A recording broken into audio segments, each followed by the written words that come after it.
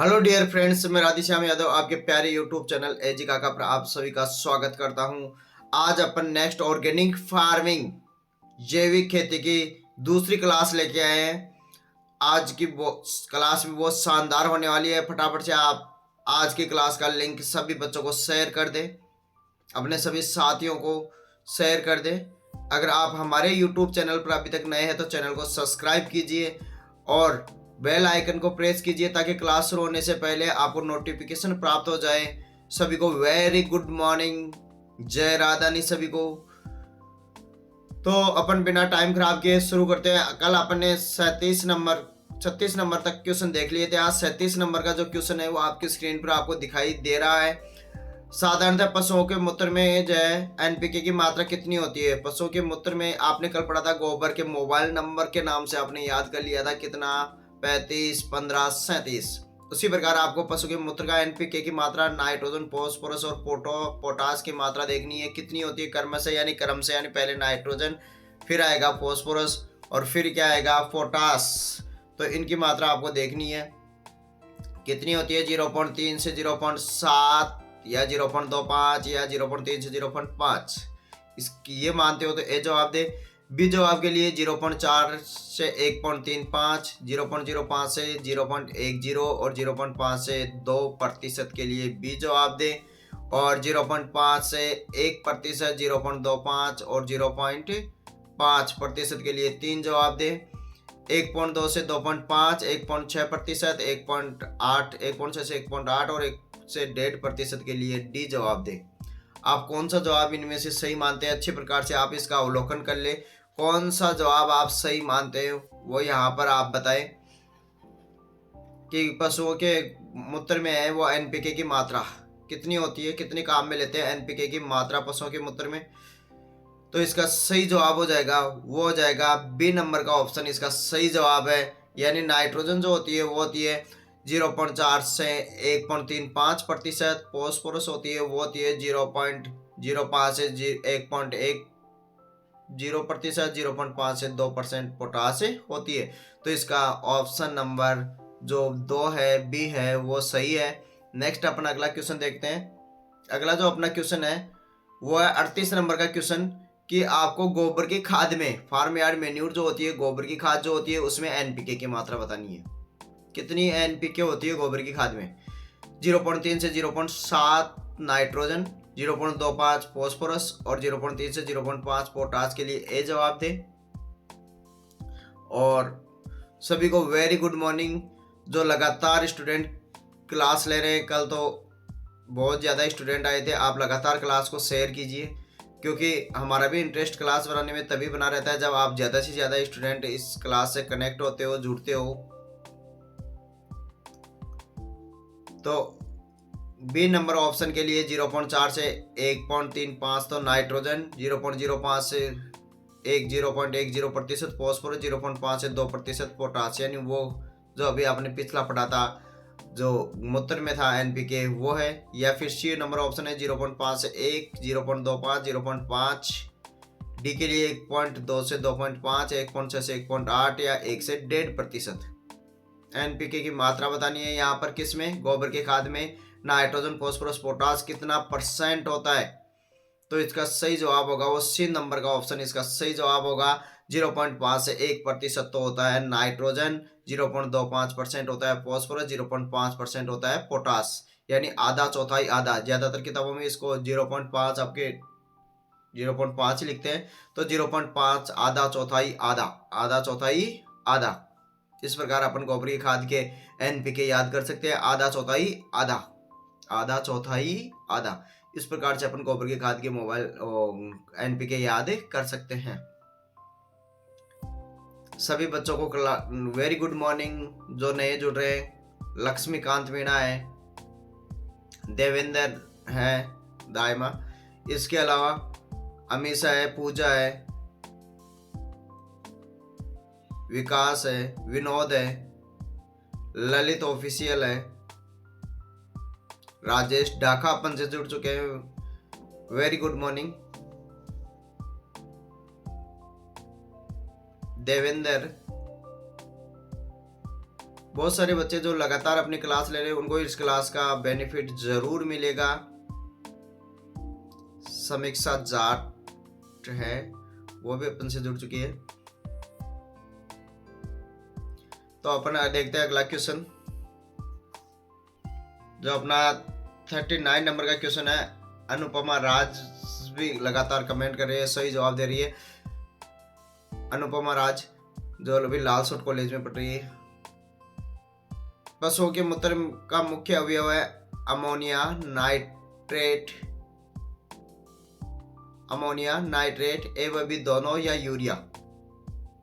कौन सा इसका ऑप्शन सही है? अमोनिया नाइट्रेट ए व बी दोनों यूरिया।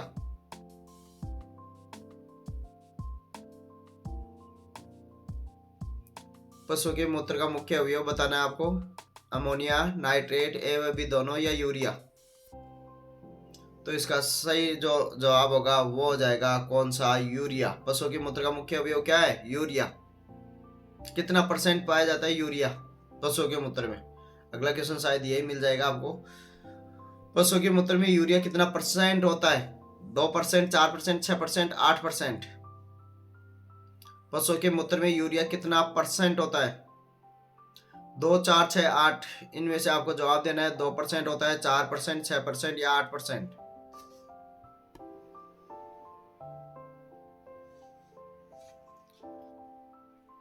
तो इसका सही जवाब होगा वो होगा 2%। सभी बच्चों का ज्यादातर सही जवाब है 2% यूरिया होता है। कितना परसेंट होता है? 2% यूरिया होता है।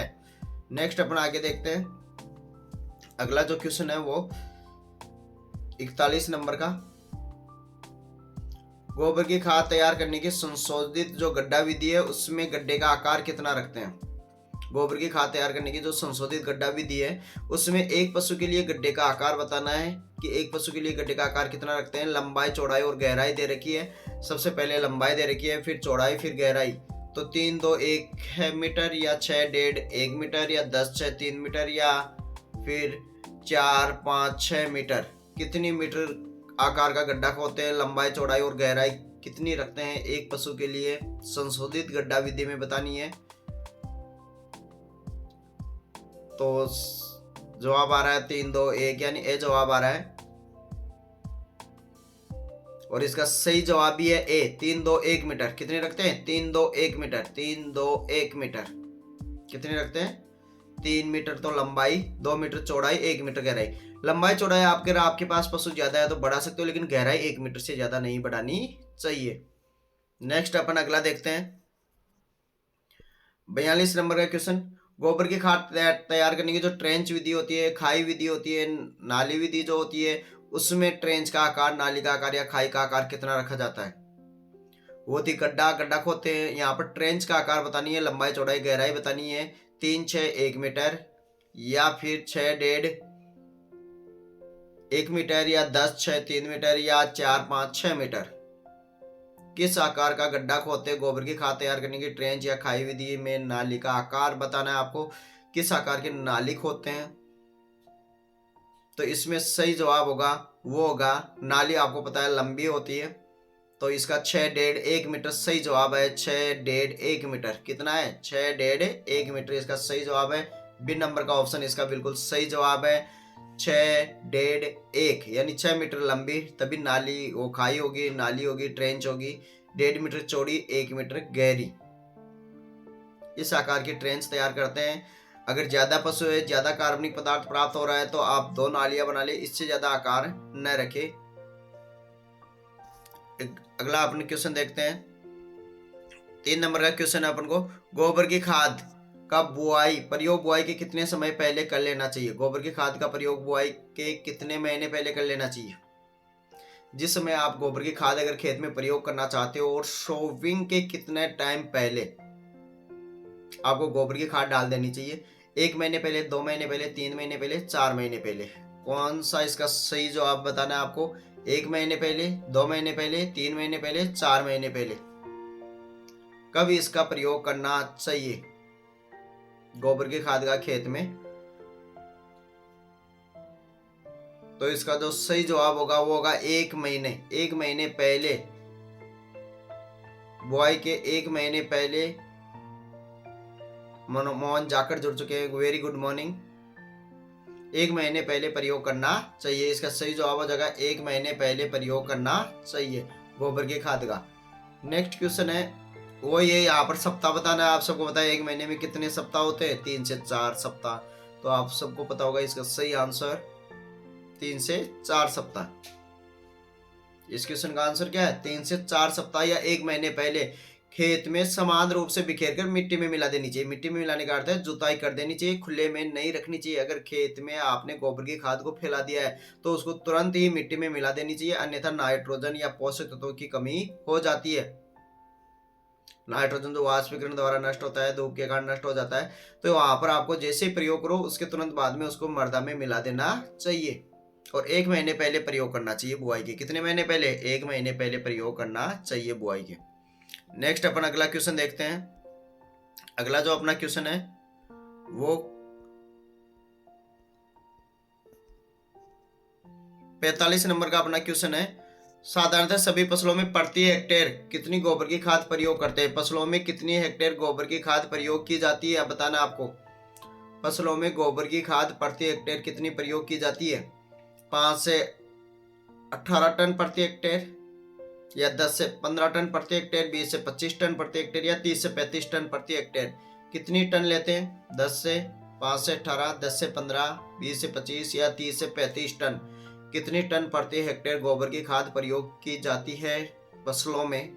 जो सीरियल क्रॉप्स होती है एग्रोनॉमी में, उनमें कितनी अपन FIM फार्म यार्ड मैन्यूर अच्छी प्रकार से सड़ी गली गोबर की खाद प्रयोग करते हैं। तो इसका सही जवाब हो जाएगा, वो हो जाएगा 10 से 15 टन प्रति हेक्टेयर। कितनी काम में लेते हैं, 10 से 15 टन प्रति हेक्टेयर काम में लेते हैं। साथ ही सब्जियों के लिए अगर आपको पूछ ले किसके लिए, सब्जियों के लिए, तो सब्जियों के लिए सही जवाब होगा 20 से 25 टन प्रति हेक्टेयर। और ये हो जाएगा फसलों के लिए। ये किसके लिए हो जाएगा, फसलों के लिए।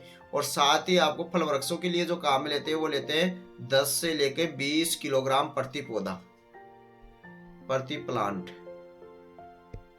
कितनी काम में लेते हैं, 10 से 20 किलोग्राम प्रति प्लांट। ये फल वृक्षों के लिए काम में लेते हैं। सब्जियों में 20 से 25 टन प्रति हेक्टेयर और फसलों में 10 से 15 टन प्रति हेक्टेयर काम में लेते हैं। तो अगला क्वेश्चन देखते हैं अपन आगे का। अगला क्वेश्चन है 46 नंबर का। वो ये सब्जियों में प्रति हेक्टेयर कितनी, अगर आपने सुना है तो इसका जवाब दे आप। सब्जियों में प्रति हेक्टेयर गोबर की खाद कितनी प्रयोग करते हैं, 5 से 8 टन, 30 से 35 टन, 10 से 15 टन, 20 से 25 टन। तो कितने काम में लेते हैं, ये तो किस में लेते हैं, फसलों में। ये किस में लेते हैं, सब्जियों में। और 10 से 20 किलोग्राम प्रति प्लांट फल वृक्षों में। फसलों में 10 से 15 टन प्रति हेक्टेयर, सब्जियों में 20 से 25 टन प्रति हेक्टेयर और 10 से 15 किलोग्राम प्रति हेक्टेयर काम में लेते हैं। प्रति वृक्ष फल वृक्षों में काम में प्रयोग की जाती है। नेक्स्ट अपन अगला देखते हैं। जो अपना 47 नंबर का क्वेश्चन है वो कंपोस्ट तैयार करने की इंदौर विधि का विकास कहां से किया गया, किसने किया, इंदौर से किया गया था। इंस्टीट्यूट ऑफ प्लांट न्यूट्रिशन जो इंदौर में है वहां से इसका विकास किया गया था। लेकिन किसने किया था, रुडोल्फ स्टेनर ने किया था। कल आपने पढ़ा था बायोडायनेमिक खेती के जनक, उन्होंने क्या इंदौर विधि का विकास किया था। A Howard, Yashwant D Wad, CN Acharya, SV Desai और TD विश्वास। किसने इंदौर विधि का विकास किया था, इनमें से आपको बताना है। रुडोल्फ स्टेनर ने किया था। A Howard, Yashwant D Wad, CN Acharya, AV Desai व TD विश्वास। इनमें से किसने इंदौर विधि का विकास किया था, Rudolf Steiner, A Howard, Yashwant D Wad, CN Acharya, AV Desai व TD विश्वास। तो इसका सही जवाब हो जाएगा ए होवार्ड और यशवंत डी वार्ड ने इसका विकास किया था। बी नंबर का ऑप्शन इसका सही है, बी नंबर का उत्तर इसका सही है। ए होवार्ड व यशवंत डी वार्ड ने इंदौर विधि का विकास किया था। इंदौर विधि जो इंदौर से विकसित है, कंपोस्ट तैयार करने का मेथड है। इंदौर विधि में कौन सी दशा में कंपोस्ट तैयार होता है, वायवीय दशा में कंपोस्ट तैयार होता है या अवायवीय दशा में, या दोनों में, या कोई नहीं। यानी यहाँ पर आपको इंदौर विधि से कंपोस्ट कौन सी कंडीशन में तैयार होता है, वायवीय अवस्था में, अवायवीय अवस्था में, या दोनों, या कोई नहीं। तो इंदौर विधि से जो कंपोस्ट तैयार होता है वो होता है वायवीय दशा में, क्योंकि इसकी पलटाई करते हैं। आपने देखा होगा पलटाई जरूर करते हैं इंदौर विधि में। जब कंपोस्ट तैयार करते हैं, परतें लगा देते हैं, उसके बाद में इसकी क्या करते हैं, पलटाई करते हैं। क्या करते हैं, पलटाई। सबसे पहले परत लगा देते हैं, फिर उसके बाद में कार्बनिक पदार्थों की फसल अवशेषों की सबसे पहले किसी में भी आपको परत लगाई जाती है वो कार्बनिक पदार्थों की लगाई जाती है। फिर गोबर वगैरह अवशिष्ट जो भी उसको विच्छेदन के लिए आवश्यक होता है वो सारा डाला जाता है। इस प्रकार इसकी बाद में पलटाई की जाती है। तो वायवीय दशा, पलटाई करने से क्या होता है, वायवीय जो सूक्ष्म जीव होते हैं वो ज्यादा एक्टिव होते हैं, ज्यादा विच्छेदन करते हैं, अच्छी प्रकार की खाद तैयार होती है। तो इंदौर विधि में वायवीय कंडीशन में जो है वो कंपोस्ट तैयार होती है। नेक्स्ट अपना अगला क्वेश्चन देखते हैं। अगला अपना 49 नंबर का क्वेश्चन है, इंदौर विधि कंपोस्ट कितने समय में तैयार हो जाती है। इंदौर विधि से कंपोस्ट है वो कितने समय में तैयार हो जाती है। 2 माह में, 4 माह में, 6 माह में, 8 माह में। कितने महीने में तैयार हो जाती है बताना है। 2 महीने में, 4 महीने में, 6 महीने में, 8 महीने में। कितने महीने में कंपोस्ट तैयार हो जाता है इंदौर मेथड से अगर आप तैयार कर रहे हो कंपोस्ट तो इसका सही जवाब होगा वो होगा 4 महीने में कंपोस्ट तैयार हो जाता है। कितने महीने में तैयार हो जाता है, 4 महीने में कंपोस्ट बिल्कुल तैयार हो जाता है। नेक्स्ट अपना अगला क्वेश्चन देखते हैं। अगला अपना 50 नंबर का क्वेश्चन है, कंपोस्ट तैयार करने की इंदौर विधि में कितनी पलटाई करते हैं। कंपोस्ट तैयार करने की इंदौर विधि में कितनी पलटाई करते हैं। अभी बताया था आपको पलटाई करते हैं, वायवीय कंडीशन में कंपोस्ट तैयार होता है तो कितनी पलटाई करते हैं। 1 2 3 4 कितनी पलटाई की जाती है इंदौर विधि में कंपोस्ट तैयार करने की। जो इंदौर मेथड है, जो यशवंत डी वार्ड और ए होवार्ड ने विकसित की थी इंदौर से, उसमें आपको कितनी पलटाई की जाती है ये बताना है। 1 2 3 4। तो इसका जो सही जवाब होगा वो होगा 3 पलटाई करते हैं। कितनी पलटाई करते हैं, 3 पलटाई। चाहे लिख लो आप। फर्स्ट पलटाई करते हैं वो करते हैं 15 से 20 दिन बाद में। कितने दिन बाद में, 15 से 20 दिन बाद में। सेकंड पलटाई पहली पलटाई के 15 दिन, पहली पलटाई के 15 दिन बाद में। और थर्ड पलटाई करते हैं 2 महीने बाद में। कितने महीने बाद में, 2 महीने बाद में। कितने महीने बाद में, 2 महीने बाद में फर्स्ट पलटाई की जाती है। 2 महीने बाद में फर्स्ट पलटाई की जाती है। शायद ये कलर अच्छा रहेगा आपके लिए, अच्छे प्रकार से दिख जाए क्योंकि रेड में तो क्वेश्चन भी है। नेक्स्ट अपन अगला देखते हैं 51 नंबर का क्वेश्चन, कंपोस्ट तैयार करने की बेंगलोर विधि का विकास किसने किया था। इंदौर विधि का पढ़ा था आपने, ए होवार्ड और यशवंत डी वार्ड। यहाँ पर बताना आपको बेंगलोर। तो रुडोल्फ स्टर्नर बायोडायनेमिक खेती के विचारक थे, या उन्होंने बायोडायनेमिक खेती के बारे में बताया था। A Howard, Yashwant D ward. जो इंदौर विधि होगी, CN आचार्य, SV देसाई और TD विश्वास। इनमें से बताना आपको। 2 ही ऑप्शन अब बच गए आपके पास, CN आचार्य और SV देसाई और TD विश्वास। इनमें से सही जवाब देना है आपको कि बेंगलोर विधि का विकास किसने किया था। तो बेंगलोर विधि का विकास किया था वो किया था CN आचार्य ने। किसने किया था, CN आचार्य। C नंबर का इसका ऑप्शन बिल्कुल सही जवाब है। CN आचार्य ने है वो बेंगलोर विधि का विकास किया था कंपोस्ट तैयार करने की। जो प्लांट न्यूट्रिशन साइंस है, Indian institute of plant nutrition science, Bangalore में इसका विकास किया गया था। ये किया था CN आचार्य ने। किसने किया था, CN आचार्य। शहरी क्षेत्रों में यह को जो कचरा प्राप्त होता है, वहां का जो भी प्राप्त होता है कूड़ा करकट, उससे कंपोस्ट तैयार किया जाता है। अगला अपना क्वेश्चन देखते हैं। अगला जो अपना क्वेश्चन है वो है, कंपोस्ट तैयार करने की बेंगलोर विधि कौन से क्षेत्रों में यहाँ पर एक क्वेश्चन रह गया। कंपोस्ट तैयार करने की बेंगलोर विधि में कंपोस्ट कौन सी दशा में तैयार होता है। यहाँ पर आपने पढ़ा था इससे पहले इंदौर विधि में वायवीय दशा में, उसमें पलटाई करते हैं। यहाँ पर बताना क्या वायवीय दशा, यानी इसमें भी क्या पलटाई करते हैं। अवायवीय दशा में ए बी दोनों कोई नहीं, क्योंकि पलटाई करने से वायु संचार अच्छा हो जाता है, अच्छी प्रकार की खाद तैयार होती है। लेकिन यहाँ पर बताना है बेंगलोर विधि में कौन सी कंडीशन में आपको कंपोस्ट तैयार किया जाता है। जो CN आचार्य ने दी थी, वायवीय कंडीशन में या अवायवीय कंडीशन में, या फिर दोनों, या कोई नहीं। तो इसका सही जवाब हो जाएगा वो हो जाएगा अवायवीय दशा में कंपोस्ट तैयार किया जाता है। अवायवीय दशा में शुरुआत में जब परतें लगाते हैं, जब जरूर थोड़ी वायु रहती है, उसके बाद में कभी भी इसमें पलटाई नहीं करते। इस कारण अवायवीय दशा में ज्यादातर कंपोस्ट है ज्यादा समय तक रहती है, वो अवायवीय दशा में रहती है। तो अवायवीय दशा में यहाँ पर कंपोस्ट तैयार होता है बेंगलोर मेथड से। ये बेंगलोर कर्नाटक से विकसित है मेथड।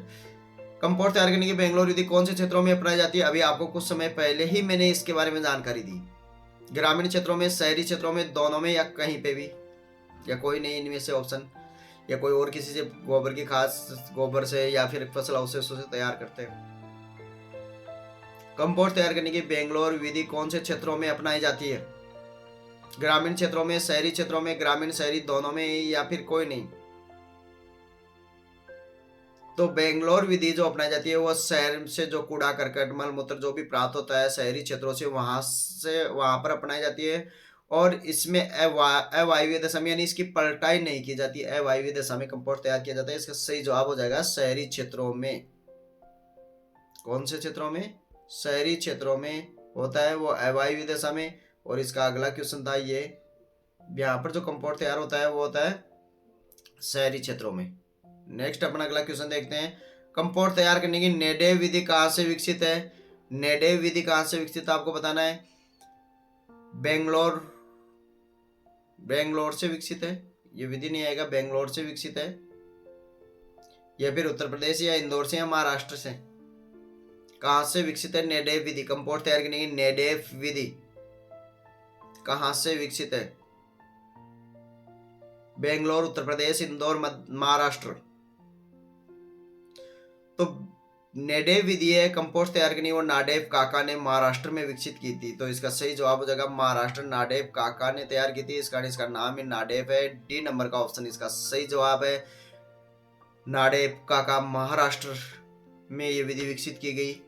नेक्स्ट अपना अगला क्वेश्चन देखते हैं, 55 नंबर का जो अपना क्वेश्चन है, नेडेव विधि से कंपोस्ट तैयार करने में कितना समय लगता है? कितना समय लगता है नेडेव विधि से कंपोस्ट तैयार करने में? 12 माह, 3 से 4 माह, 5 से 6 माह, 7 से 8 माह। 12 महीने, 3 से 4 महीने, 5 से 6 महीने, 7 से 8 महीने। कितने महीने लगते हैं नेडेव विधि से कंपोस्ट तैयार करने में? 12 माह, 3 से 4 माह, 5 से 6 माह, 7 से 8 माह।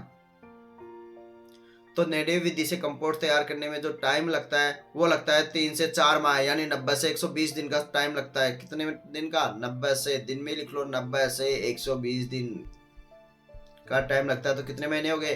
3 से 4 माह। 3 से 4 माह में नेडेव विधि जो महाराष्ट्र में नाडेव काका द्वारा विकसित की है, एक टैंक बनाया जाता है और टैंक के अंदर इसमें कंपोस्ट तैयार किया जाता है। अगला क्वेश्चन है, नाडेव विधि में कंपोस्ट कौन सी दशा में? नाडेव है, नेडेव है, वो कौन सी कंडीशन में यहाँ पर कंपोस्ट तैयार होता है? बहुत इंपॉर्टेंट क्वेश्चन है, ये पूछा जाता है एग्जामों में कि इंदौर विधि में तो वायवीय दशा में, बेंगलोर विधि में अवायवीय दशा में, नेडेव विधि में बताना है वायवीय अवायवीय दोनों या कोई नहीं। तो नेडेव विधि में जो कंपोस्ट तैयार होता है वो होता है वायवीय दशा में। कौन सी दशा में तैयार होता है? वायवीय दशा में तैयार होता है। कौन सी दशा में तैयार होता है? वायवीय दशा में तैयार होता है, क्योंकि टैंक को एक बार खाली करते हैं फिर वापस भरते हैं, इस कारण यहाँ पर पलटाई की जाती है। तो पलटाई करते ही वायवीय दशा में कंपोस्ट तैयार होता है। नेक्स्ट अपन देखते हैं अगला क्वेश्चन। अगला जो क्वेश्चन है अपना वह है, नाडेव विधि से जो कंपोस्ट तैयार किया जाता है उसमें एनपीके की मात्रा बतानी है आपको। कितनी मात्रा होती है एनपीके की? नेडेव विधि से जो कंपोस्ट तैयार करते हैं उसमें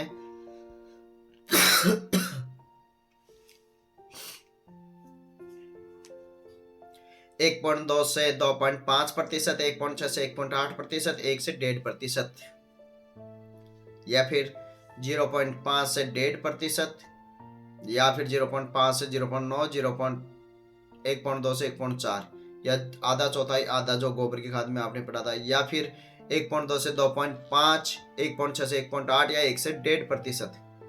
नाडेव विधि से कंपोस्ट में तैयार होती है उसमें 3 से 4 महीने में तैयार हो जाती है। नाडेव काका महाराष्ट्र द्वारा एक टैंक के अंदर कंपोस्ट तैयार करते हैं। वायवीय दशा में कंपोस्ट तैयार होती है, उसमें एनपीके की मात्रा बतानी है कितनी होती है। चारों ऑप्शनों में से देख के बताइए आप, आराम से अच्छी प्रकार पढ़ ले ऑप्शनों को।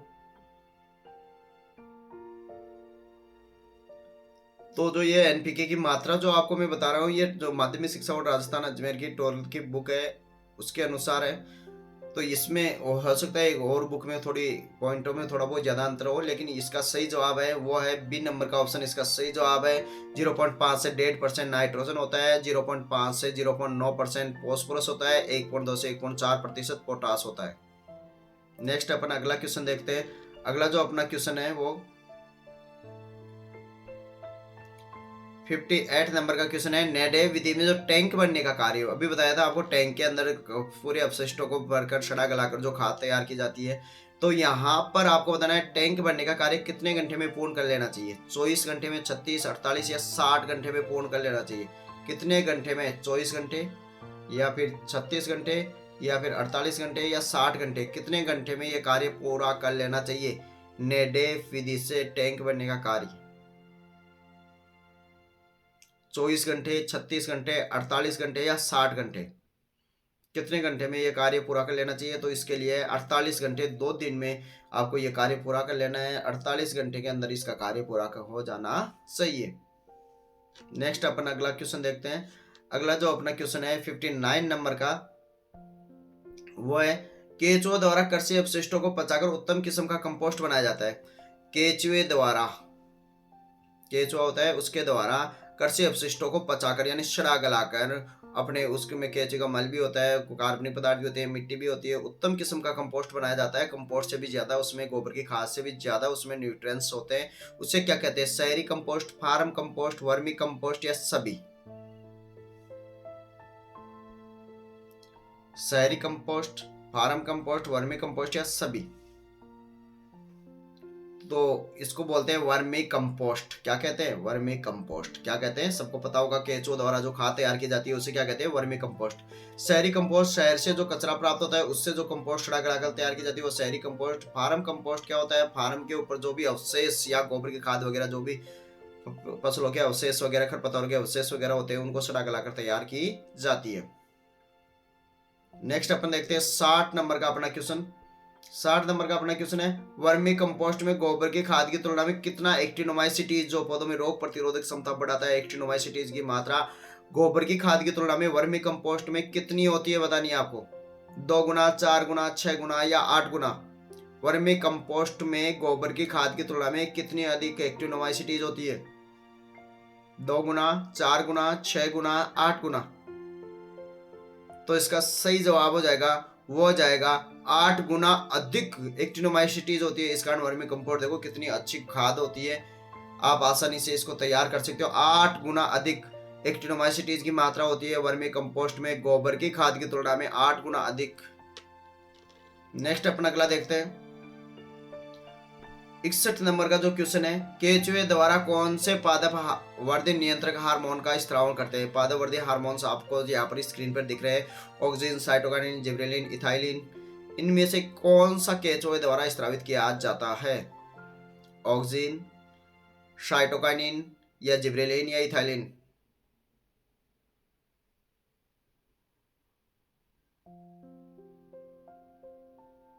तो इसका सही जवाब होगा, वो होगा ऑक्सिन हार्मोन है, वो केचुए द्वारा स्त्रावित किया जाता है। सभी का सही जवाब है। सभी को वेरी गुड मॉर्निंग। कई बच्चे अब जुड़े हैं अपनी क्लास से, वेरी गुड मॉर्निंग सभी को।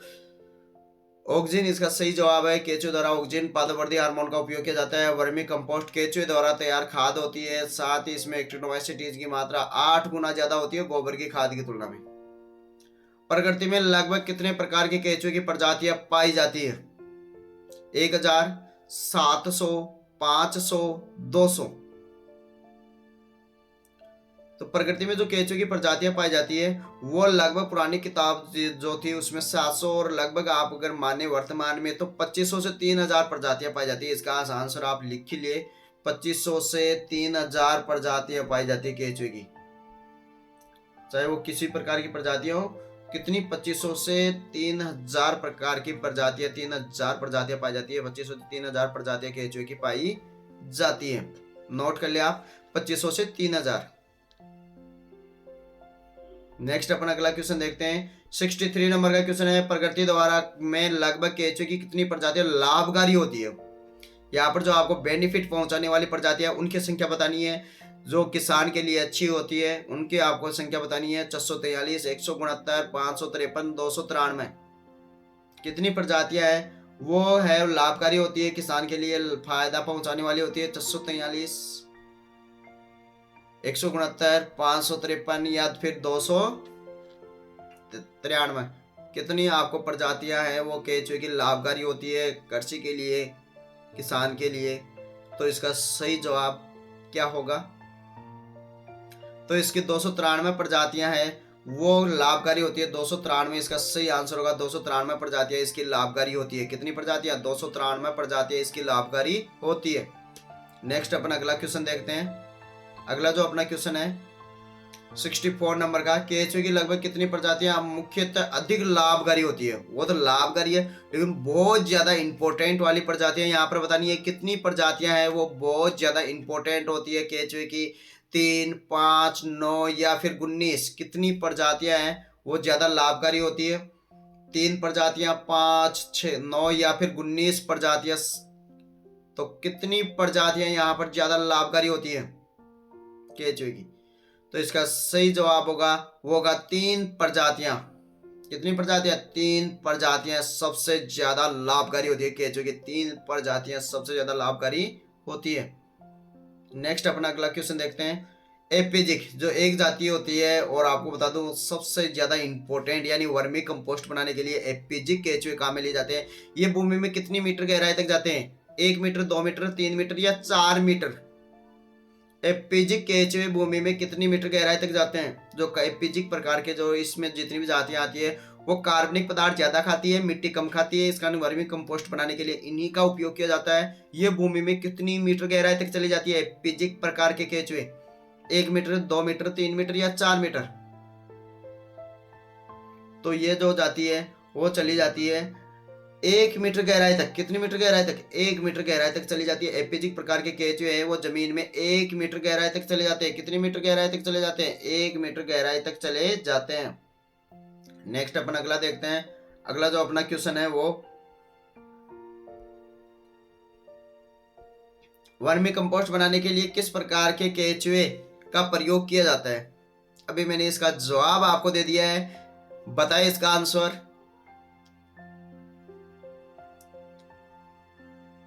इंडोजिक, एपिजिक, डायोजिक या सभी? वर्मी कंपोस्ट बनाने के लिए किस प्रजाति के केंचुए का उपयोग किया जाता है? इंडोजिक, एपिजिक, डायोजिक या सभी? 3 प्रजातियां जो आपको लाभकारी बताई थी वो ये तीनों प्रजातियां ही हैं जो अधिक लाभकारी है। इंडोजिक, एपिजिक, डायोजिक जो 3 प्रजातियां आपको बताई थी। प्रकृति में लगभग 2500 से 3000 प्रजातियां केंचुए की पाई जाती है, जिनमें से 293 प्रजातियां कृषि के लिए लाभकारी है, खेती के लिए लाभकारी है। और उनमें से भी 3 मेन प्रजातियां जो बहुत ज्यादा इंपॉर्टेंस रखती है एग्रीकल्चर में। उन तीनों प्रजातियों के नाम है इंडोजिक, एपिजिक, डायोजिक। लेकिन आपको बताना है वर्मी कंपोस्ट वाली प्रजाति, यहाँ पर वर्मी कंपोस्ट के लिए कौन सी प्रजाति सबसे अच्छी रहती है? तो वो रहती है एपिजिक प्रजाति जो 1 मीटर गहराई तक जाती है। कितनी मीटर गहराई तक जाती है? 1 मीटर गहराई तक। साथ ही आपको बता दें ये 90% तो कार्बनिक पदार्थ खाती है, ऑर्गेनिक मैटर खाती है, और ये 10% मिट्टी खाते हैं। ये केंचुए कितनी? 10% मिट्टी खाते हैं एपिजिक, और 1 मीटर गहराई तक जाते हैं। कितनी मीटर गहराई तक जाते हैं? 1 मीटर गहराई तक जाते हैं ये। नेक्स्ट अपना अगला क्वेश्चन देखते हैं। 68 नंबर का क्वेश्चन है। केंचुए की कौन सी प्रजाति भूमि में अधिक गहराई 3 मीटर से भी अधिक गहराई चली जाती है, जमीन में चली जाती है? कौन सी प्रजाति है केंचुए की जो जमीन में 3 मीटर 1 मीटर जाती थी? एपिजिक। लेकिन यहाँ पर एपिजिक तो नहीं हो सकता, एक ऑप्शन तो आपका कट गया। या फिर तीनों प्रजातियों के लिए सभी का ऑप्शन देना है तो सभी भी इसमें नहीं आएगा, क्योंकि तीनों में से आंसर होगा तो 2 आंसर तो आपके कट गए। अब 2 आंसरों में से आप जवाब दें, डायोजिक होगी या इंडोजिक होगी? ये इंडोजिंक नहीं है, जिक है, बिंदी गलत लग गई इस पे। इंडोजिक, डायोजिक या एंडोजिक कौन सी प्रजाति है वो 3 मीटर गहराई तक चली जाती है केंचुए की? कौन सी प्रजाति है जो केंचुए की 3 मीटर गहराई तक चली जाती है? आपको बताना है।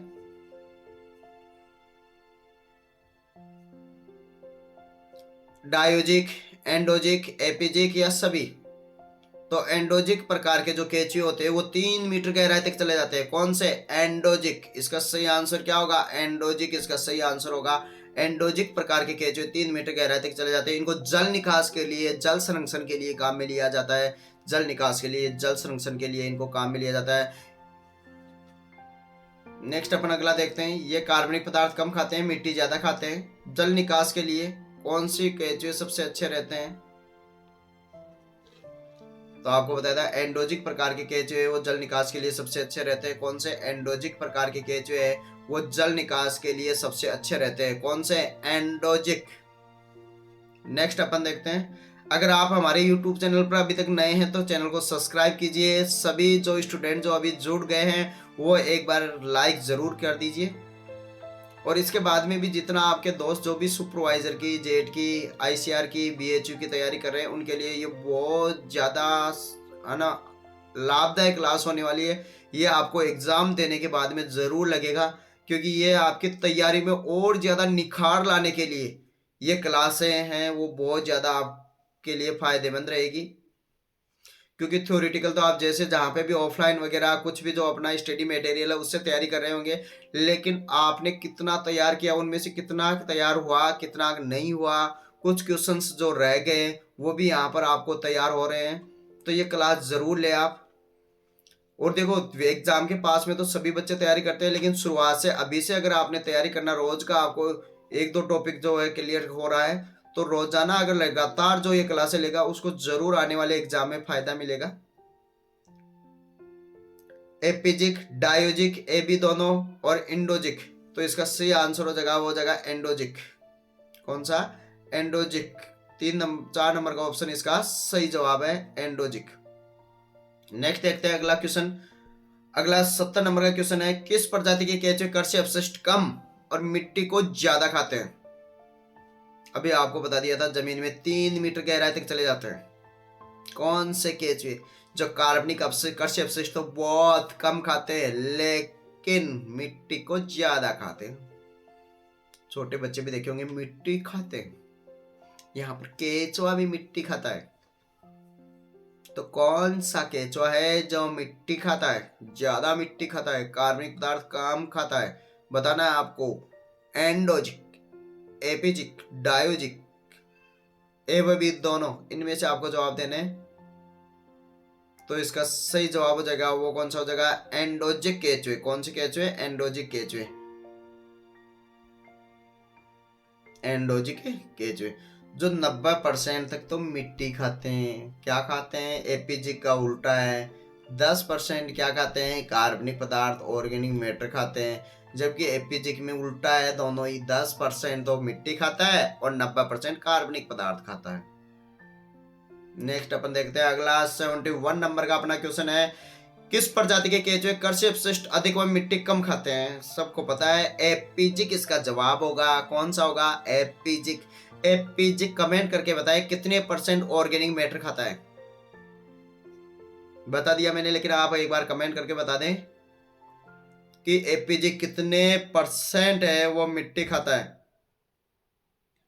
या कितना % ऑर्गेनिक मैटर, दोनों में से कोई सा भी एक जवाब दे, क्योंकि एक तो शेष रह जाएगा, वो मिट्टी का दे दिया तो शेष ऑर्गेनिक मैटर रह जाएगा, ऑर्गेनिक मैटर बता दिया तो शेष मिट्टी रह जाएगी। एपिजिक सभी का सही जवाब आ रहा है, एपिजिक है वो 90% तो ऑर्गेनिक मैटर कार्बनिक पदार्थ खाते हैं और 10% मिट्टी खाते हैं। तो ए नंबर का ऑप्शन इसका सही जवाब है, ए नंबर का ऑप्शन इसका बिल्कुल सही जवाब है। नेक्स्ट अपन देखते हैं अगला क्वेश्चन 72 नंबर का क्वेश्चन है, राजस्थान की परिस्थितियों के लिए वर्मी कंपोस्ट बनाने तो कौन से केंचुए की प्रजाति सबसे अच्छी रहती है? पेरेनेप्स, आर्वोकोली, फेरेटिमा, इलोंगेटा या आइसिनिया फोइटिडा? तो इसका सही जवाब होगा, वो होगा आइसिनिया फोइटिडा। आइसिनिया फोइटिडा प्रजाति है वो सबसे अच्छी रहती है, आइसिनिया फोइटिडा। राजस्थान के लिए आइसिनिया फोइटिडा केंचुआ है वो वर्मी कंपोस्ट बनाने के लिए सबसे अच्छा रहता है। नेक्स्ट अपना अगला क्वेश्चन देखते हैं। अगला जो अपना क्वेश्चन है वो है 73 नंबर का क्वेश्चन है, आइसिनिया फोइटिडा केंचुए की लंबाई कितनी होती है? आइसिनिया फोइटिडा केंचुए की लंबाई कितनी होती है? 1 से 2 इंच होती है, या फिर 3 से 4 इंच होती है, या फिर 5 से 6 इंच होती है, या 7 से 8 इंच? कितने इंच होती है आइसिनिया फोइटिडा केंचुए की लंबाई बतानी है। 1 से 2 इंच होती है, 3 से 4 इंच होती है, 5 से 6 इंच होती है, या 7 से 8 इंच होती है? कितनी इंच लंबाई होती है आइसिनिया फोइटिडा जो राजस्थान की कंडीशन के लिए सबसे अच्छा है वर्मी कंपोस्ट बनाने के लिए? तो इसका क्या सही आंसर है? कितने इंच इसकी लंबाई होती है आइसिनिया फोइटिडा की? तो इसकी होती है 3 से 4 इंच। इसका सही जवाब है 3 से 4 इंच। 3 से 4 इंच। कितना? 3 से 4 इंच।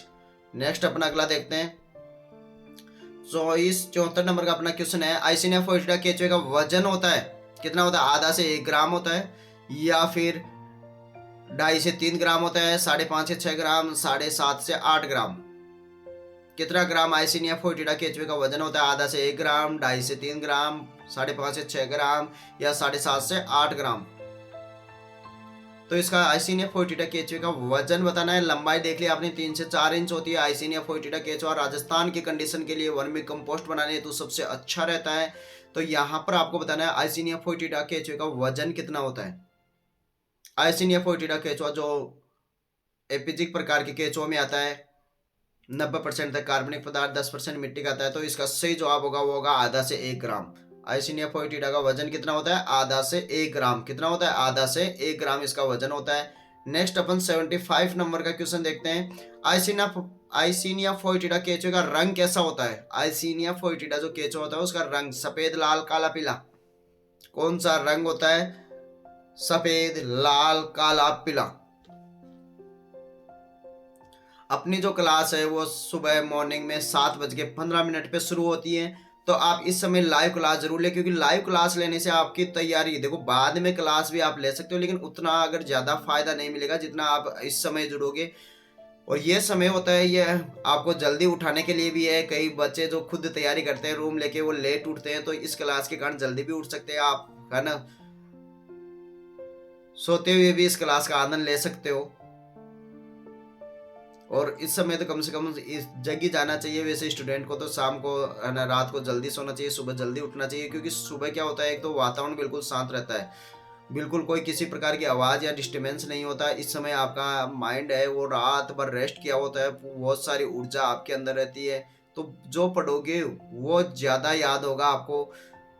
तो इस समय ये क्लास लगाने का उद्देश्य भी यही है, आपके जो टाइम के शेड्यूल को ध्यान में रखते हुए हमने ये क्लास नहीं लगाई कि आप शाम के समय ज़्यादा फ्री रहते हैं, उस समय नहीं लगाई। आप इस समय इस क्लास लो, एक तो आपको ये जल्दी उठाने में आपको मदद करेगा, साथ ही इस समय आपकी एकाग्रता, माइंड की ऊर्जा ज़्यादा कार्य करती है, आपका माइंड ज़्यादा कार्य करता है, जो पढ़ लिया वो लंबे समय तक याद रहता है। तो इसी कारण ये क्लास लगाई गई है। इसका जो टाइम है वो बहुत ही, है ना, गहनता के साथ विचार करके ये टाइम रखा गया है।